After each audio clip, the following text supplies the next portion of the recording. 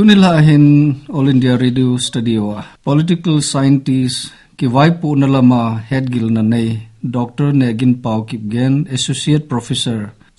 Executive Director of Center for South Asian Studies Jindal School of International Affairs tutuayomahin tunihin Manipura hongpodin All India Radio Olympiadingin part hom thom ta en 𝐿𝐴𝒄𝐡𝐚𝐝𝐨 ki paame paun hong thaizin nge ke ong ke pai tulai hin mi tamzo le khasim ho chapang ho hin foreigner le khasim hi athao nom hlai jingon India le khasim sangin foreigner simai le aphat chomna atame ti hi aha seyun IPP hong le chilai choi sei masangin nangin hoilaya nanasima hi chanchan leisit mi ho het thia nongum do ham doctorate degree ho nan mu na hi nga sei masatim ki pamin mas penin hetabang phat pai pia pathin kathang ven jikiting le All India Radio thadu program makai mo po ni hon chung wa ki pa thu ka se ni ke ma hi kapin hi Myanmar gam te jang wang khwa na ping ka hin e cha chun le kha kaneu lai chun balma kana semen ka sim jewin chi Manipur le yang kana sim ke ni a cha chu delhi a yang kum ni tabang kana pan sakenin pathin lungsit zalin alamping ke sukha in kolgama anaping anaseilen ka hi je chun hi chwa dinga opportunity khada homin America government Department of State kiti ama hon scholarship apiu ai chu entrance test kana zawne la pathin phathi bun zalin ki ho group acha asang pen kan mun le cha cha do kana sana America ga ma hi lekha simda kan che hin iti kumita chu 2002 August la America kana lhun hi ai cha chun ka che in America Indiana University kiti ga ha the dinga chu Indiana State a hi in hechwa chu semester khat chu lekha patia ka semasanga hi English hoyong a hilwin ti chun agam chon dan ho im ho custom kai ni che hilwin aja chu kan pat hin aja le ha ka sim chom khat jovin Bor State University Indiana State ma master program MA in Political Science simding kan si in aja chu 2003 January hai tan cha ka chi chun aja ka simin 2004 in ka chain ai ka chai yo chun Maryland State to ai ho ka atina Washington DC White House kom sa khoi ta in e ja ko ke chonin company ja chuma kumge na par kum som ki kala hi na kana tongin he ja chu Northern Illinois University ki America PhD Doctor of Political Science simling in kana che kinin ai la ja thil ja chum ji in hilai chu kasim sai ta puin he ja chun keima research chu Myanmar gamai ji chun hilangama ka hu le he ja chun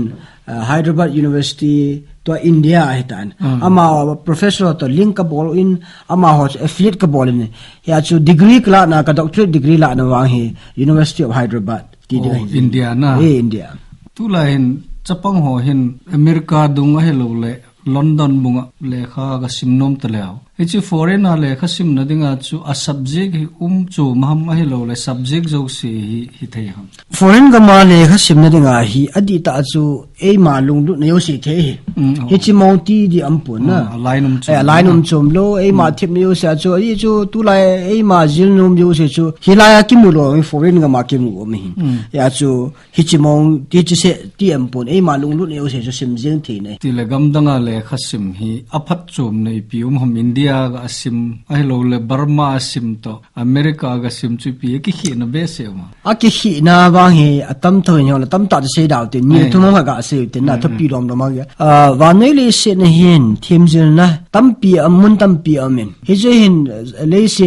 sap te ho pa ga se ranking international ranking tin thim jil na mun hi asang de lo ti a category aza za ke khen na amen hi che ho la ki khen na se na la tu lai ta wa nei le se na thim jin la mun asang pe no cha America ga ma mai phat wang hi England la om thowin tam lo hi America ga ma ya chu mio sin ai chi amin cha de cha ni asunga ki jil chu ki bang mai the ai banga mi ga heading a chu wa nei le se na ya thim jin no hoi pen amin thang pen a chi isila le no le na to e ho num te le min e cho chu za na api e na ai chi a chu number khat na chu min a university thim jin naman ho amin than je ya chu mi ajut no men ani chan ajun America IP a chi num tele e het ma bang America gam hi thim jin lam se pun economy lam hin military lam hi pilam lam tu la chu wa no le se dang asang pe ni hin ai a chu mi ho hin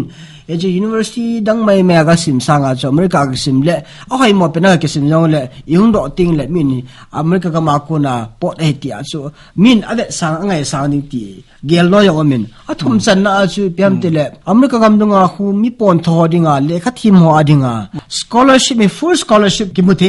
e ma sum skill lu he la yong le kha ke sim the ya chu hi cho advantage adang am na la yo le athupi a chu cho thoi lekhabu hi zat na ji tam lekhaji kiti hi pia phatchum na umam aji chu ei mi ho hi kitam be se lo lai lekhabu khadai pawn ki ji ten lang le a print man to aji man ta chun sum thu hi je chun na phachum di nam ka ki pe chinen do cho khang tam pio angai di ka ta singin cho ya ba na pathe na ngai lang phachum piu la ka nomin ai ju lekhapu e pathe no sen zalin tu hin abu mo mo nga hi thum ka ji chain li ka ji lai ta hin chong pathen phasa ka ji chai wa de tai pilam lam ha ke ji o hi vanoi politics tu hin adi da Myanmar focus ale the South East Asia focus ai lekha politics tu ka ji hin he cho hi ka la company ne ho su he tel na vanoi ya publisher lin ho Oxford University Press ki ho bang Routledge ki ho bang aso hin ya chu hi alang pi a mi ha me sem tolen thip na jil na nei ho research bolam hon ama ho ringa phachum me ti asimo hin na chu lekha buthom hin tu na li chan na ka jim chile journal article hi lekha sim sang ho ale college dung university dung professor hon aman chao hi academic article ke ti hi som la ko ka ji do ta in jikete na newspaper ho magazine ho vanoya newspaper min thang pen la khat Washington Post ki to na hi chong kan ji in tu a hi a bon a hi ka hisab le za thum vel hitan tin na lekha hi chi vane le sit gam som thum lang vel hitan na jin jikete continent nga sunga Europe Asia Africa North America Australia hi chi continent nga hi gam som thum wala kan ji tan patinu sin zalin ka lekha ji zalin vanoya min tampi ne he en tu sin ai ko jing ven gam som langam nga vel ke ma sum skill lu he jong ko na kan changin hotel nuk ta ta ilun sawin min zan nei tan gam pamang e bol ven chile ni chbana ka seinum na chun lekha ji phachum na point thum ka seinum me chi ka ta te a phachum pi le du ka de khat nai hin lekha hi easy thema le a phachum na ma sa pen chu ipiam ta le reputation subten reputation min than na min e het na pai mi het san na pai lekha ji a kuna min e het na thang pi a chu ti en na ani na hin sabte pa cha financial incentive na le sumla pai la ma phachum na yo akini jinam tile tun da ka ma yon ka seitan ba no ya hin newspaper min tang tam ta min te ka na ba Washington Post la hoi si le dollar zeli zanga pi zo article khat se sa ho ai chu Indian suma convert e bola le chun sang som li thingai te ka na ma le kha ji thim nga chu he cha article kha ji na chu pung ni kal ki sumang lo chu na ai chu lakha na le kha thum tong ji le lakha hai ja ke muta atulaya civil IST ho hun pia incentive dang za la sang som nga som se gi ho vel lo chu ai chu le kha ji thim kha chun phatia ji ai le ipia ain sung mi support to luhila ama yong ki va the ki to dom the asu pi a una yong ave the na lai ale kha pha ta akisim tu te hin sikiting le hi chawa ko na chu thakha ola income hai ta de the na aji chen te sun na pa chu athum chan na ka seinum na chun subten legacy ti na min I thi nung yong le imin mang ta lo hin tun long manipura kang te le mi hon in het na lang pia chu mi time so ham kai pu Shanghai Express ham kai pu info free press ama ka lekha ji lang pia min sa he ne ai chun mi mang ta lo he tu da ga banga chu hoi lai ga ma chi te yong lang ke chu ti te yong lang ka lekha ji pa he mang ta lo ya chu a lekha bu se sam ta pun digitalize ke bolin electronic ai am ta ya chu bi mi ho hin cha chu ko dan boli an se de doctor pu lekha ji dung ju he chi hiti mi ni mang ta lo din ya chu le si chunga le si am lai si a chu ma lung lut na ma lai na le khan se mo chu I bin chon se jing ta ding mi ni mang ta lo din hi choi a chom lama le kha ji a phat chum na ka a pai a le za chum be khar ga se India government in look is policy ong ti na hi India government an policy khata hen nei hi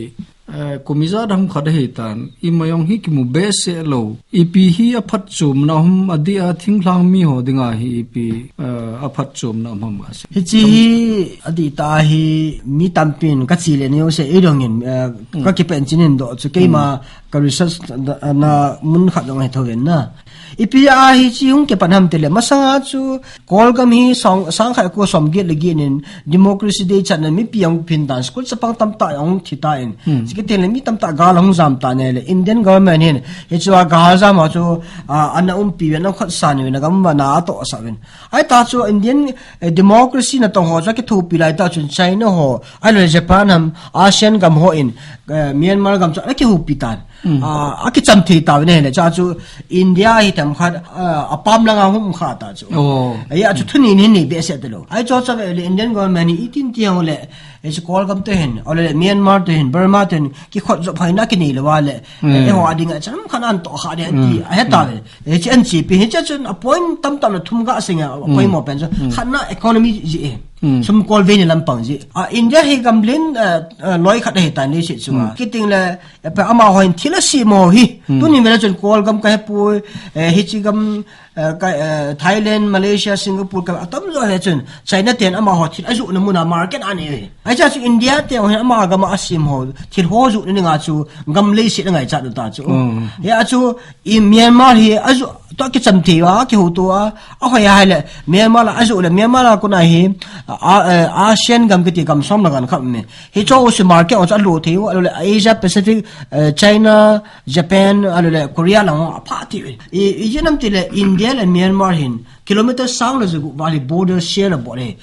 Manipur Arunachal Pradesh Nagaland and Mizoram hi ji gam state li ai kilometer sang la zu ba border le me ya cho ama de nga chu Myanmar to ki khot zo hoi lo le economy lam chu hat the lo de ti ye khan na ani na chun you politics kitin ai lo le strategy wa ki ti thawe ji pem tele ya ka setan agam le set hi yo asi ba chu India ten hi chi sa su gam kai sa su lam gam kai yo si tan ki ho ma theina ani no ma le chun a hi chi to a chi jom chu Myanmar gam he kol ga Burma he chu Burma he a chu pa la nga lut di a chi a chu hi cho to ki ho cham ne ding alo cho a thani ne ding ama ho chunga influence ti da ama ho chunga ki vok thi na nga chu Myanmar he dal kal ma ma hen a chu hi chi geopolitics strategic ti pa he an chi pi ki ne he athum chana chu security tin e ho pa wa chu kivian bit na ti lam na e chi ta ka ma e ho no e su ke north is I think mi da phani kol ga ma Burma ga ma base bo le so hot hi pati a tackle bo le dinga ke mai to pi dinga chu agam sunga akisial na agam vai po to akisa ti lo ale kol ga mi ma bo ti lo de ya chu thing noi mi hong lu jin India ga ma ade de bo anung dinga chu e Burma government to to ngai agam gya cheng chu adia thing thlang mi ho ki ya na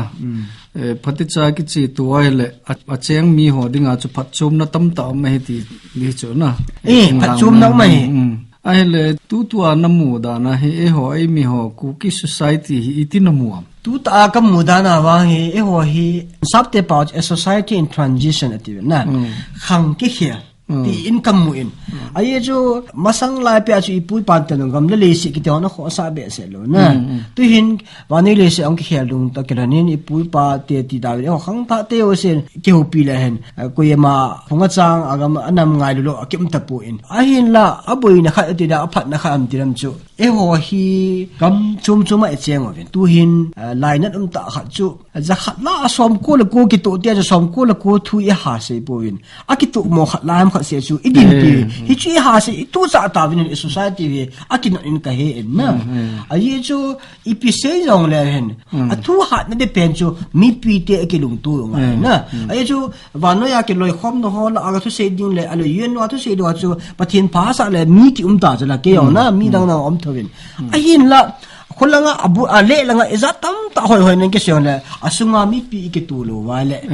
mi pi ke to so basa lo le ichi Manipur se ipun ichi now Myanmar ga min Bangladesh no in entire north east India na wa noi le se khopi dang dang a jo ka ki da na jo ke wan chen ami mi him hi athu pi zo de ga mga sana ki ti yong le ik tha tha li pi kanda na tun ipem khat min chu abu khalo khat ga bol do tin bot ske pan la khom thi na pon le awum sa hi na he le ichi ik tung to po le koi government ho le recognize bo pi ki lung to pan khom ku ki society dinga phát cái khel lai ta hay cái lung tu ta thil ball wala phalama su de ti nagin cha de chona ke gin cha ke pam le jing tu nin nam phat man tam ta nin pewa la studio ke hulim thaijin phat dang le thil dang dang ong ke hulim ki ta te ong phat jong chomen ale ke ong ka ke pe